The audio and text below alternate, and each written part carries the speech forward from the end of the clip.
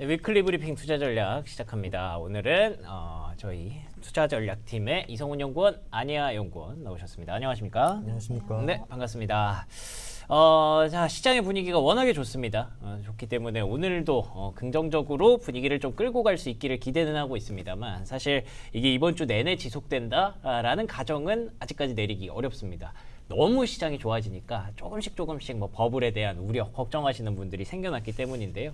아니나 다를까 지난주 금요일에 뉴욕 증시는 나스닥이 뭐 분위기 좋았죠. 뭐 테슬라 급등하고 그랬는데 사실 분위기가 아예 좋았다라고 보기는 좀 어렵더라고요. 어떻게 보셨나요? 네, 말씀해주신 대로 지난주 미국 증시도 결국 AI랑 반도체 중심으로 좀 강세 흐름이 지속되었고, 일단 지난주 같은 경우에는 가장 주요 이벤트였던 이제 PPI랑 CPI가 모두 이제 무난하게 발표가 되었고, 이에 따라 이제 연준의 보험성 금리 인하에 대한 내러티브가 지속되었다라는 점이 이제 강세 흐름을 견인을 했다, 이렇게 말씀을 드릴 수 있겠는데요. 최근에 이제 미국제 10년물 금리도 어느덧 이제 4.0%선까지 이제 하락을 한 점도 위험자산 랠리를 조금 견인하는 요인 중 하나였다, 이렇게 판단을 하고 있습니다. 그리고 지난주 같은 경우에는 사실 이제 그 오라클의 이제 수주장고 역할을 하는 RPO가 전년 대비 이제 360% 정도 폭등을 하고, 그리고 이제 23일에 실적 발표를 앞둔 이제 마이크론에 대한 이제 외국계 증권사의 이제 목표 주가 상향 등이 좀 호재로 작용을 하면서 AI를 비롯한 그 반도체 중심으로 상승한 한 주였다, 이렇게 말씀을 드릴 수 있겠습니다. 그러니까요. 물론 우리가 AI를 많이 보고 있고 반도체를 많이 보고 있기는 합니다만 사실 요거 떼놓고 보면은 막상 시장이 막 그렇게 좋았나? 라고 얘기하기도 좀 애매하긴 하더라고요. 그런 부분들이 앞서 뭐 CPI, PPI가 뭐 무난하게 발표됐다고 하지만 신경 쓰이는 부분들이 분명히 있기는 했거든요. 네, 맞습니다. 그래서 뭐 시장 일각에서는 스태그플레이션 얘기를 하던데 그 부분은 좀 어떻게 보세요? 네, 사실 아직까지 스태그플레이션 우려가 막 시장에 크게 반영되고 있지는 않지만, 일단 물가 지표만 보더라도 특히 CPI가 헤드라인으로 이제 2.9% 선까지 이제 왔고, 근원 CPI 같은 경우는 3.1%잖아요. 그래서 최근에 이제 고용 부진이 사실 뭐 주간 신규 실업 수당이라든지 비농업 고용 등이 좀 전반적으로 부진을 하는 가운데 물가 기조 자체는 어쨌든 전월 대비 좀 상승하는 기조는 나타나고 있거든요. 네. 그래서 아직까지 뭔가 이러한 스태그플레이션과 같은 찜찜한 부분이 조금 해결되지는 않았다, 이렇게 보고 있고요. 다만 이제 그렇다고 막 실제로 미국이 급격한 경기 침체로 갈 이제 조짐 자체는 보이지는 않습니다. 그것도 아니죠. 저 여전히 큰 그림에서 이제 AI를 중심으로 한 미국의 투자 사이클은 경기 자체를 어느 정도 뒷받침을 해줄 것이다라고 보고 있어요. 다만 근데 실제로 이제 미국 경기가 침체가 될 것이냐 이런 걸 떠나서 최근 계속 이렇게 금리 인하 기대감을 계속 극적으로 좀 반영을 하고 있는 상황에서 고용 지표에 대해 시선이 좀 돌려진다라고 하면은 사실 시장도 4분기부터는 이러한 부분들을 좀 가격에 반영할 수 있다라고 생각을 하고 있기 때문에 이번 주 FOMC가 약간 일종의 좀 분기점이 되지 않을까, 이렇게 판단을 하고 있습니다. 이번 주 FOMC가 그래서 분기점이 될 수 있다. 그러면은 뭐 이런 것들을 충분히 많이 기대감을 담고 있는 지금 지수라고 할 수 있으니까 이번 주에는 좀 빠지는 건가요? 어떻게 보세요? 막 조정이 막 급격하게 오지는 않을 것 같고요. 네. 다만 일단 기본적으로 잭슨홀 미팅 이후에 파월 연준 의장 발언 이후 네. 시장이 너무 지금 금리 인하 기대감을 많이 반영하고 있는 건 사실인 것 같아요. 그렇죠. 실제로 지금 그 패드워치 기준으로 연준이 연내 금리 인하를 3번 한다라는 확률도 현재 이제 한 70%, 80%까지 급증을 한 상태이거든요. 너무 과하게 다들 거의 인정을 해버렸어요. 그렇죠. 네. 굉장히 지금 낙관적인 기대감이 증시를 많이 견인하고 있는 건 사실인데, 이번 주 FOMC에서 아마 이제 파월 연준 의장 발언이라든지 점도표를 좀 확인하는 과정에서 이 시장이랑 그리고 실제로 이제 연준에 대한 그 뷰가 조금 어느 정도 간극을 조금 해소할 수 있다라는 차원에서 FOMC 전까지는 어느 정도 눈치 보기 장세가 나타날 것 같고, 이 이후에 이제 전략을 대응하는 측면에서는 FOMC를 좀 확인을 하고 대응하는 것이 현재로서 맞지 않나, 이렇게 보고 있습니다. 그래서 이게 진짜 FOMC에서 금리 인하를 했을 때 혹은 뭐 몇 bp를 하느냐에 따라서 혹은 뭐 이제 점도표에서 무슨 어떤 점도표가 나오는지 파월 의장이 어떤 얘기를 하는지에 따라서 시장의 영향이 또 달라질 수 있으니까 그런 시나리오들을 약간 좀 긴장하는 상황이지 않을까 싶은데, 안희아 연구원께도 여쭤보고 싶은 건 이미 우리가 가정을 해버렸잖아요. 하는 걸로. 네. 예, 그러면은 이제 이번 주에 그 이후에 시장 영향을 좀 어떻게 판단하고 계시는지 궁금하네요. 사실 뭐 금리 인하 자체는 크게 시장에 미칠 영향은 없을 거예요. 그렇겠죠. 당연히 다 받아들이고 있는 거니까. 네. 근데 결국에는 이제 금리 인하 이후에 9월 FOMC에서 점도표를 통해서 어느 정도 인하를 추가적으로 할 건지를 좀 확인을 해야 될 것 같아요. 지금 6월에는 연준 위원들이 2번 정도 하는 걸로 얘기를 했었거든요.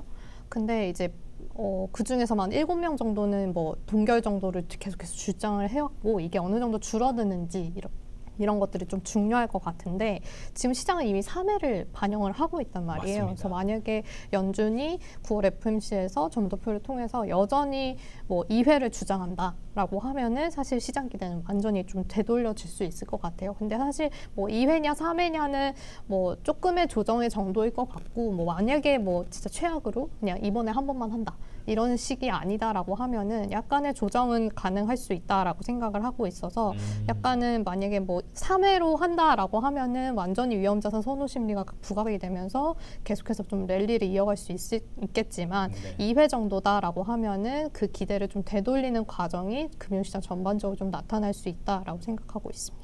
좋습니다.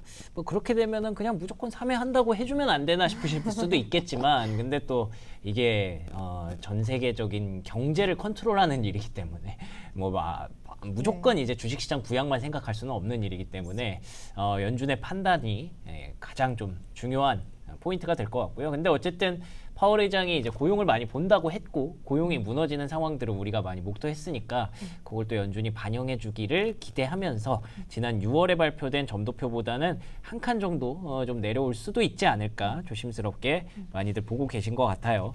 그래서 아까 또 이성훈 연구원도 금리 얘기를 좀 해주셨는데 10년물 국채 금리가 최근에 진짜 많이 내려왔더라고요. 4% 초반까지 다 내려왔거든요. 그럼 이거 이번에 좀 어떻게 4% 좀 깨지는 그런 현상도 우리가 볼 수 있을까요? 만약에 연준에서 이제 3회 정도의 인하가 가능하다라고 하면은 네. 사실 4%를 좀 일시적으로 하회할 수도 있을 것 같습니다.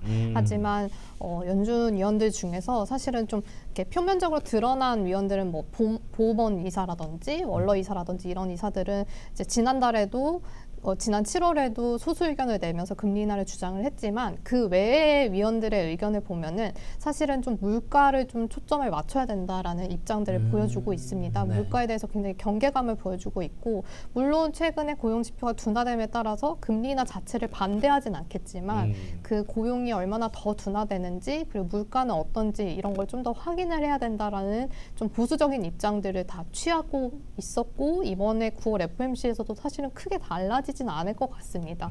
그래서 그런 점을 보면은 사실은 4%를 크게 더 하회를 하느냐라고 봤을 때는 저는 그렇지 않을 것 같고 저희 당사의 의견도 사실은 이번에 9월에 인하하고 10월 정도에 한번 연달아 인하를 한 다음에 오히려 이후로는 좀 동결할 가능성이 높다라고 생각을 합니다. 물론 이제 경기 둔화의 흐름들이 나타나면서 금리 인하의 필요성은 있지만 경기 침체는 아니다라는 측면에서 계속해서 순차적으로 금리를 인하하는 그런 사이클을 보기는 어려울 것 같고 오히려 성장 위주의 어떤 그런 동력들 재정 정책이라든지 이런 걸 풀리면서 성장 기대가 높아지게 될 경우에는 오히려 인플레 압력이 다시금 부각될 수 있다라고 저희는 생각하고 있어서 그러면 연준이 굉장히 보수적으로 대응할 수밖에 없다라고 판단하고 있어서 그런 측면에서 미국채 10년물이 4%를 깨지는 거는 깨진다면 저는 굉장히 일시적일 거다라고 생각하고 있기 때문에 네. 뭐 미국채 투자 전략 측면에서 보면은 최근에 어떤 하락 추세에서 약간은 비중을 줄여나가는 것이 좋지 않나라고 판단하고 있습니다. 그렇죠. 이게 사실 연준도 태기를 해야 되는 문제거든요. 고용을 잡을 것이냐 아니면 물가를 보면서 조금 더 조심스럽게 갈 것이냐. 근데 이게 완벽하게 요거를 하나를 딱 선택하기도 되게 어려운 상황이라서 그와 관련된 시장의 논쟁거리는 계속 지속될 가능성이 높습니다. 그런 걸 고려한다면 뭐 무조건적으로 금리가 계속 떨어진다라고 보기에는 아직은 힘든 상황. 채권 투자 관련해서 현재 뭐 팁이라면 팁을 또 정리 한번 해주셨고요. 달러는 어떻게 보십니까? 약달러는 뭐 최근에 100 밑에서 계속 네. 움직이고 있더라고요. 네네. 그래서 그 달러가 약세 흐름을 보였던 거는 결국 미 연준의 금리 인하 기대를 반영하면서 좀 약세를 보여왔던 그러니까요. 건데 이제는 조금 그 기대가 좀 주춤해지면서 저희는 다시 달러가 강달러 기조로 돌아설 수 있다라고 그래요? 저희는 생각을 하고 있습니다.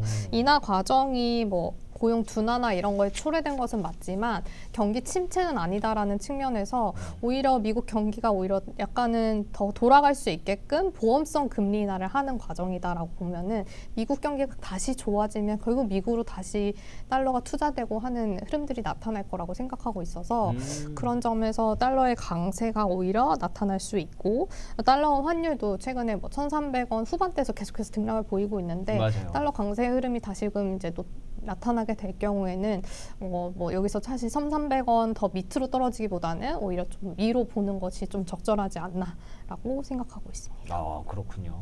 이게 이미 금리 인하를 다 가정하고 금리랑 달러가 이미 네네. 내려와 있는 상황이기 때문에 만약에 이게 실제로 이제 진행이 되기 시작할 때부터는 오히려 상황이 좀 달라질 수도 있겠다. 이런 시나리오를 여러분이 가져가셔도 괜찮을 것 같고요.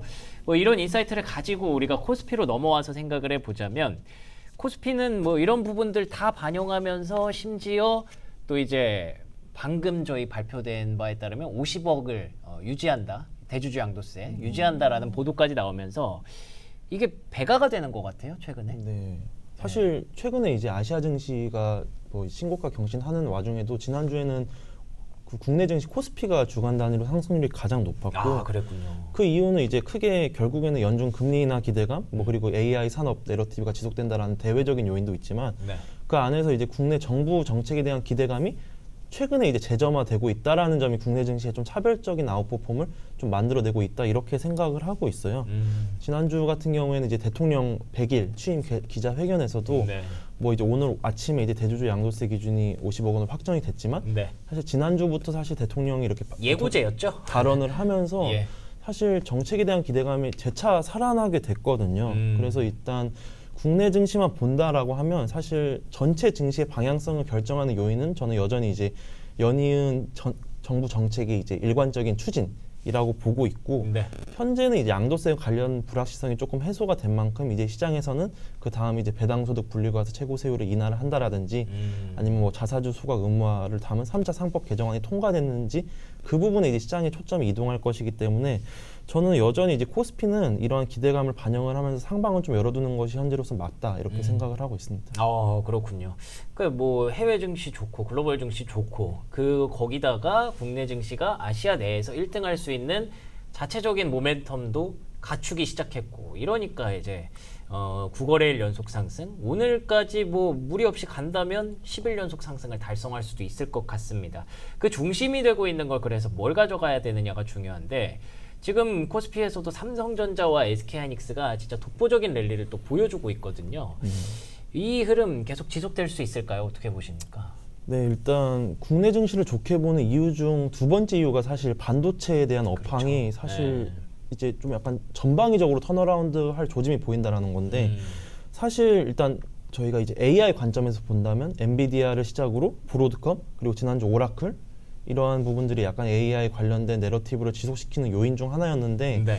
최근에 이제 마이크론에 대한 그 주가가 좀 급등을 한 것처럼 HBM 이외에도 이제 뭐 디램, 낸드 같은 부분도 레거시 반도체 업황 턴어라운드 조짐이 보이고 있다라는 점이 사실 저희 대형 반도체주에 좀 우호적으로 작용할 가능성이 높다라고 보고 있고 최근에 실제로 반도체에 대한 이익 전망치가 조금씩 상향하는 조짐을 보이고 있어요. 예. 그래서 이게 저는 국내 증시 전반에 걸쳐서 좀 우호적인 여건을 형성할 것이다라고 보고 있고 굳이 이제 대형 반도체주 아니더라도 그 하부에 있던 밸류체인인 반도체 소부장들도 현재로서는 굉장히 조금 주목해볼 만한 시점이 아닐까 이렇게 생각을 하고 있습니다. 아, 그렇군요. 그냥 AI만 보는 줄 알았는데 옛날에 우리가 생각했던 그 디램과 낸드 사이클 요거까지 계산을 하니까 이게 또 플러스 알파가 되면서 관련된 소부장도 이렇게 랠리를 지속하고 있는데 당분간은 뭐 사이클의 초입이라고 한다면 계속 이런 흐름들이 이어질 가능성이 높겠죠. 이 외에 또 어쨌든 금리 인하 기간이니까 우리가 계속 봐야 되는 섹터들이 분명히 있을 텐데 또 뭐가 있을까요?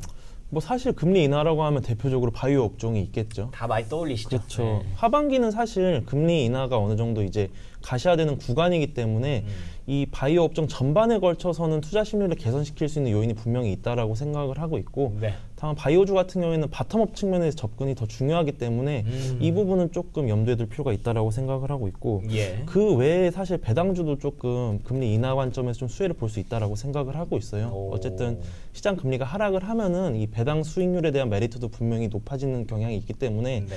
배당주는 주목해볼 필요가 있고 그리고 정부 정책 기조도 어쨌든 국내 이제 상장사들로 하여금 이제 주주 환원을 확대해라라는 것도 이제 분명히 있고 그리고 이제 수급적인 측면에서도 사실 연말로 갈수록 배당주에 대한 그 선침의 효과가 분명히 나타나는 계절성이 있어요. 그래서 현 시점부터는 이제 여러 가지 측면에서 이 배당주를 조금 관심 가져볼 필요가 있지 않나 이렇게 생각하고 있습니다. 아, 그렇군요.